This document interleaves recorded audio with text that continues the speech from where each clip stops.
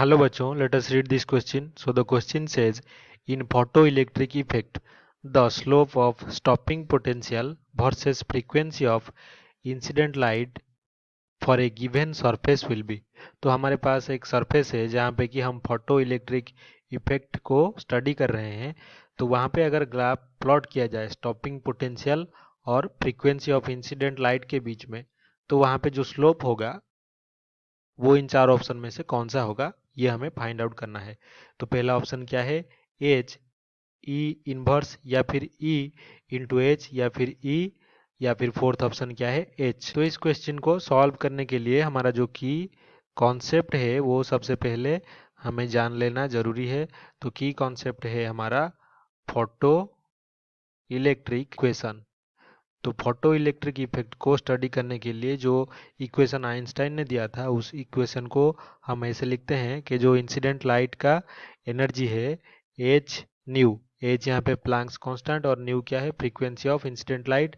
तो ये equals to होता है work function phi plus kinetic energy, जो कि मैक्सिमम काइनेटिक एनर्जी होता है इलेक्ट्रॉन का। लेकिन हमें यह भी पता है कि पोटेंशियल डिफरेंस अगर हमारा भी हो और जो चार्ज पार्टिकल का चार्ज अगर क्यू हो, तो इस पे यानी कि चार्ज जो काइनेटिक एनर्जी गेन करता है जब वो एक्सीलरेट होता है भी पोटेंशियल पे, तो वो kinetic energy is equals to कितना होता है, क्यू भी। तो यहाँ पे क्यू अगर एक इलेक्ट्रॉन मान ले और उसका चार्ज ई हो गया, और भी जो है इसको स्टॉपिंग पोटेंशियल मान ले भी नॉट, तो हम लिख सकते हैं कि जो काइनेटिक एनर्जी होगा एक इलेक्ट्रॉन को स्टॉप करने के लिए, तो वो क्या होता है, ई भी नॉट। तो इसको हम पुट कर सकते हैं, ये अगर इक्वेशन 1 हुआ तो इस काइनेटिक एनर्जी की वैल्यू हम यहाँ पे पुट कर देंगे।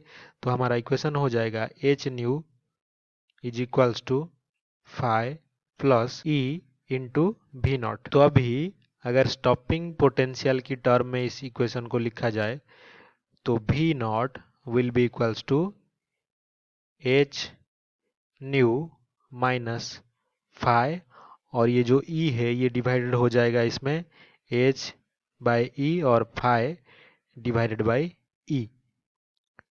तो ये हो गया हमारा स्टॉपिंग पोटेंशियल और फ्रीक्वेंसी ऑफ इंसिडेंट लाइट का रिलेशन का इक्वेशन। तो इसको देते हैं इक्वेशन 2। तो हमारे पास ये जो इक्वेशन है इसका अगर हम स्लोप निकालना चाहें तो स्लोप क्या होता है यहाँ पे, डी भी not divided by D, variable दूसरा क्या है, न्यू यानी कि लाइट का फ्रीक्वेंसी। तो डी भी नॉट बाय डी भी, डी न्यू अगर हम निकाले तो ये हो जाएगा D by D nu of ये पूरा इक्वेशन, यानी कि H divided by E into nu minus phi divided by E. तो ये इक्वेशन है। तो यहाँ पे फाई बाई ई ये तो कांस्टेंट है, तो इसका डेरिवेटिव जीरो हो जाएगा न्यू के रेस्पेक्ट में।